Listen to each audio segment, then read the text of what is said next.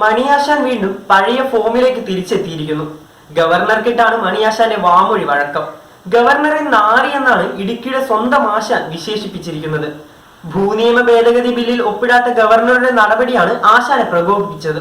ഇടുക്കിയിൽ മണിയാശാൻ രാജാവാണ്, എന്തും പറയും, നാട്ടുകാർ കൈയടിച്ചോളും. അത് കേൾക്കുമ്പോൾ ആശാന്റെ ആവേശം കൂടും. ബെല്ലും ബ്രേക്കുമില്ലാതെ വാമൊഴി വഴക്കം പ്രവഹിക്കും. പക്ഷെ കൈവിട്ടു പോകും. വായിൽ തോന്നുന്നതെല്ലാം വിളിച്ചു പറഞ്ഞ് ആശാൻ പാർട്ടിയെ വെട്ടിലാക്കും. ഗവർണർക്കെതിരെയുള്ള മണിയാശാന്റെ വാമൊഴി വഴക്കത്തിന്റെ പ്രസക്ത ഭാഗങ്ങൾ ഇങ്ങനെയാണ്. നമുക്കിട്ട് പണിതുകൊണ്ടിരിക്കുകയാണ് ഗവർണർ. ജനപ്രതിനിധികൾ പാസാക്കിയതാണ് നിയമം. അതിൽ ഒപ്പിടുകയില്ലാത്ത ആ നാരിയെ നിങ്ങൾ ഇവിടുത്തെ കച്ചവടക്കാർ കൊണ്ടുവന്ന് പൊന്നുകൊണ്ട് പുളിശ്ശേരി വെച്ച് സ്വീകരിക്കുക എന്ന് പറഞ്ഞാൽ അത് ശുദ്ധ മര്യാദകേടാണ്. നിങ്ങൾ ഇവിടുത്തെ ജനങ്ങളുടെ വികാരം മനസ്സിലാക്കണം.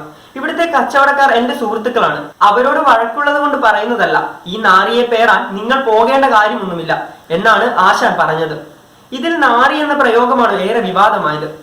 അത് CPM നിഘണ്ടുവിലെ ഒരു വാക്കാണെന്ന് അറിയാത്തത് കൊണ്ടാണ്. നമ്മുടെ മുഖ്യമന്ത്രി പോലും ഈ വാക്ക് ഉപയോഗിച്ചിട്ടുണ്ട്.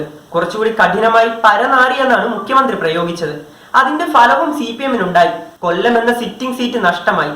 മാത്രമല്ല വാമൊഴിയിലേക്ക് ഒരു പ്രയോഗം കൂടി സംഭാവന ചെയ്യുകയും ചെയ്തു. സുധാകരൻ സഖാവും വാമൊഴി വഴക്കത്തിന്റെ ഉസ്താദാണ്. എത്രയോ സംഭാവനകൾ. കൊഞ്ഞാണൻ തുടങ്ങിയ പ്രയോഗങ്ങൾ സഖാവിന്റെ സംഭാവനയാണ്. ഇനിയും ധാരാളം പ്രയോഗങ്ങളുണ്ട്. മണിയാശാന്റെ വീരഗാഥകളും നിരവധിയുണ്ട്. മൂന്നാറിലെ കയ്യേറ്റ മാഫിയെ ഒതുക്കാൻ അന്നത്തെ മുഖ്യമന്ത്രി VS അച്യുതാനന്ദൻ അയച്ച കരിമ്പൂച്ചകളെ കണ്ടമഴി ഓടിച്ചയാളാണ് ആശാൻ. 1, 2, 3 എന്ന് പറഞ്ഞ് കേസും ബുക്കാറും പിടിച്ചയാളാണ്. അതിന്റെ പേരിൽ ആശാൻ ജയിലിലും കിടന്നു. TP ചന്ദ്രശേഖരന്റെ കൊലപാതകത്തെ തുടർന്ന് CPM സംഘടിപ്പിച്ച വിശദീകരണ യോഗത്തിലാണ് 1, 2, 3 പ്രസംഗം നടത്തിയത്. CPM ഇടുക്കി ജില്ലാ സെക്രട്ടറി ആയിരിക്കുമ്പോഴാണ് 2012 മെയ് 25-ന് വിവാദ പ്രസംഗം നടത്തിയത്. പട്ടിക തയ്യാറാക്കി രാഷ്ട്രീയ പ്രതിയോഗികളെ വകവരുത്തിയും കൈകാര്യം ചെയ്തും CPM-ന് ശീലമുണ്ട്. കൊല്ലേണ്ടവരെ കൊന്നിട്ടുണ്ട്. ശാന്തൻപാറയിൽ പാർട്ടിക്കെതിരെ പ്രവർത്തിച്ചവരെ പട്ടിക തയ്യാറാക്കിയാണ് കൈകാര്യം ചെയ്തത്. 13 പേരുടെ പട്ടിക തയ്യാറാക്കി. ആദ്യത്തെ 3 പേരെ കൊന്നു. ഒന്നാമനെ വെടിവെച്ചു കൊന്നു, രണ്ടാമനെ തല്ലിക്കൊന്നു, മൂന്നാമനെ കുത്തിക്കൊന്നു, പീരുമേട്ടിൽ ഒരാളെയും കൊന്നു. 1, 2, 3, 4 എന്നിങ്ങനെയായിരുന്നു മണിയാശാന്റെ വാമൊഴി വഴക്കം. പിന്നാലെ ആശാനെതിരെ 4 കേസുകൾ വന്നു. 46 ദിവസം ജയിലിലുമായി. കേസെടുക്കാൻ കഴിയില്ലെങ്കിൽ പോലീസുകാർ കാക്കിക്കുപ്പായം ഊരിവെച്ച് ബാർബർ ഷോപ്പ് തുടങ്ങണമെന്ന് മറ്റൊരിക്കൽ ആശാൻ പറഞ്ഞു.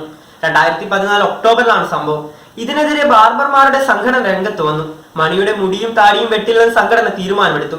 ഖേദം പ്രകടിപ്പിച്ചാണ് അന്ന് മണിയാശാൻ തലയൂരിയത്. എന്നാൽ കുറച്ചു നാളുകളായി കേരളത്തിൽ വാമൊഴി വഴക്കം കുറവായിരുന്നു. എന്തായാലും മണിയാശാൻ ആ വിടവ് നികത്തി. ഇനിയും ധാരാളം വഴക്കങ്ങൾ വീണ്ടും മണിയാശാനിൽ നിന്ന് പ്രതീക്ഷിക്കുന്നുണ്ട്.